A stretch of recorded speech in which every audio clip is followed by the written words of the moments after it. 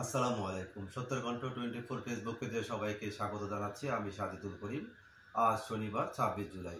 শুরু করছি রংপুর থেকে প্রকাশিত আজকের কিছু সংখ্যক দৈনিক পত্রিকার সংবাদ শিরোনাম। প্রথমে হাতে রয়েছে দৈনিক আগামীর সন্ধানে।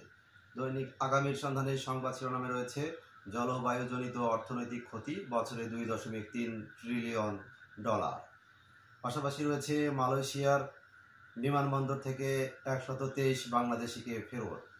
পাশে আরেকটি সংবাদ শিরোনাম, প্রতিশ্রুতিতে এবার মন ভরবে না ভোটারদের, কুড়িগ্রাম 4 আসন। দৈনিক আগামীর সন্ধানে। দৈনিক আমাদের প্রতিদিনের সংবাদ শিরোনামে রয়েছে বালু উত্তোলনের বলি বুড়ি তিস্তা, বাঁধ ভেঙে বন্যার আশঙ্কা। পাশাপাশি রয়েছে উত্তরের মানুষের দুঃখ গাথার নাম তিস্তা, পরিত্রাণের উপায় মহাপরিকল্পনা বাস্তবায়ন।